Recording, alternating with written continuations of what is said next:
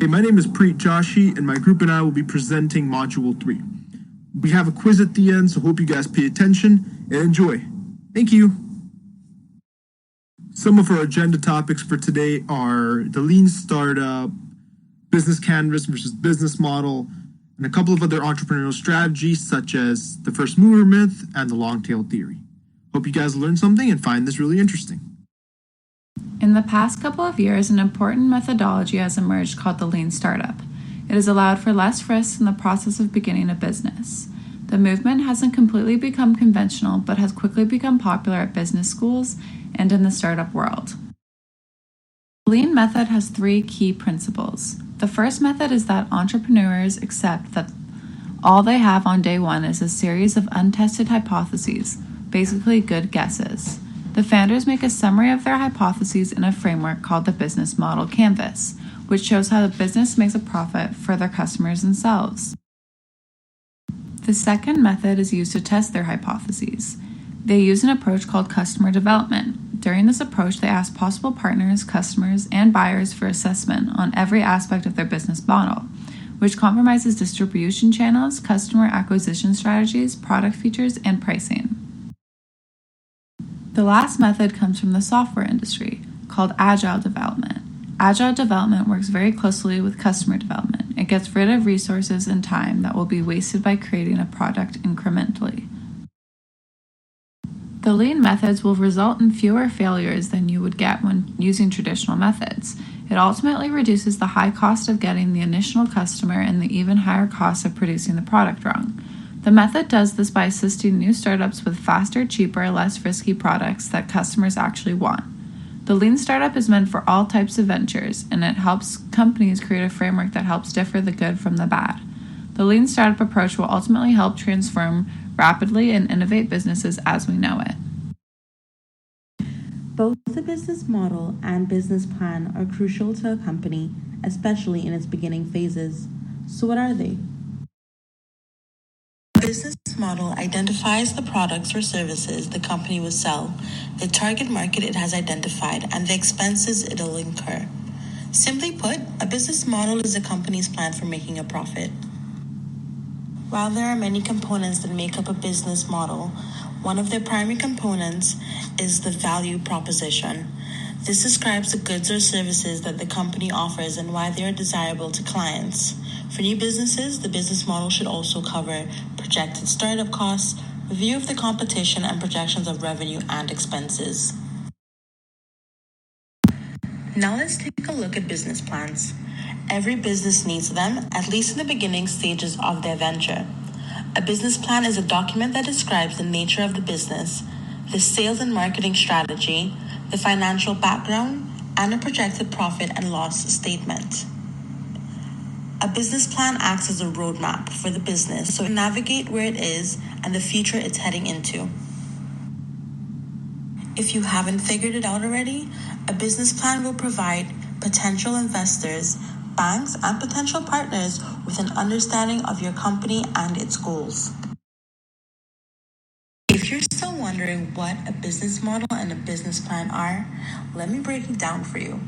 The business model is the mechanism through which the company generates its profit, while the business plan is a document which presents a company's strategy and expected financial performance. Either way, a business model and a business plan are definitely needed while starting up your business and entering into that venture. The business model canvas has been applied and tested around the world. Big international companies like Ericsson, Deloitte, IMB, Service Canada have adopted and implemented this into their firms. Large-scale versions of the business canvas are often printed out by entrepreneurs and businesses to allow them to make a working model. Entrepreneurs can get hands-on experience by sketching out each element and discussing the strategy at hand by using either post-its or erasable markers. The boxes contain key partners, key activities, value proposition, customer relationships, customer segments, key resources, channels, cross-structure, and a revenue structure.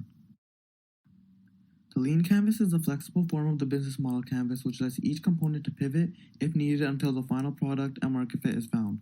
The overall process fosters discussion, analysis, innovation, creativity, and understanding among the whole team. Many startups look to lean canvas to map out their business.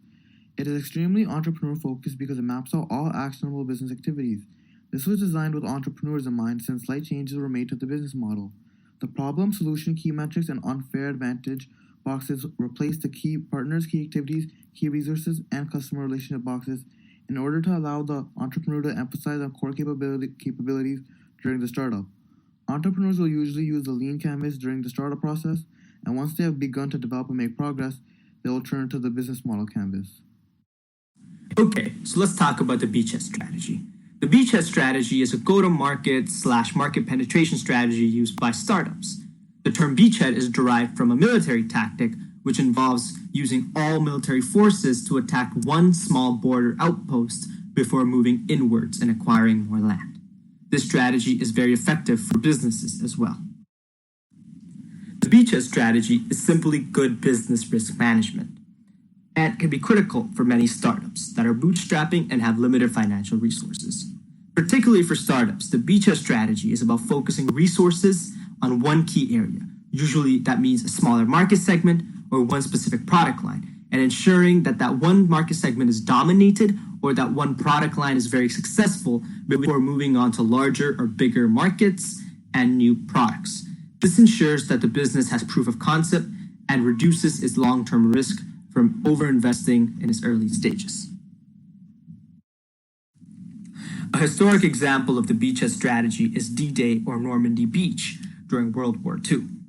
At this time, the Allied forces did not have enough power to take on the Axis all through the Atlantic Ocean, so the generals decided to move all their forces and troops to one point, Normandy Beach. And victory at Normandy Beach served as a turning point in the war, allowing the Allies to move back into Europe and penetrate further in, inevitably winning the war. This same strategy is utilized by startups who are trying to release new products, enter new markets, or test out new product ideas. This strategy continues to be effective and something utilized by any startup trying to disturb the market or create something innovative. The long-tail theory is a business strategy that allows companies to realize significant profits by selling low volumes of hard-to-find items to many customers, instead of only selling large volumes of reduced numbers of popular items. The term was first popularized by Chris Anderson, a British-American writer and editor most notably known for his work on Wired magazine. The concept argues that these goods could actually increase in profitability because consumers are navigating away from mainstream markets. Two examples of the long-tail theory used in action is first in Amazon, where Amazon sells many large consumer-based items, popular items and niche items, but most notably, the niche items that are bought, specifically books, that are not found in retail stores like Indigo and Chapters, are highly sought after by consumers. Another example is by Apple, which has Apple iTunes, which has a large collection of music, specifically a niche collection of music that isn't found in retail stores like HMV. Many customers can actually purchase these songs that they would not be able to in a lot of different places. Before we start talking about this strategy, let's understand another strategy that is the first mover advantage. The first mover advantage is a competitive market advantage for a firm that results from being the first into a marketplace with a serviceable product or service. And this strategy, first mover myth, explains why the first mover advantage is a myth. The first mover myth contradicts the concept of the first mover advantage by stating that being the first to enter the market does not result in being the market leader. It is the quality of the product or service that makes you the market leader, as customers go for the best, not the first. In the picture, in the slide, we can see examples of companies that were the first to enter the market, but at the end of the day are not the current leaders.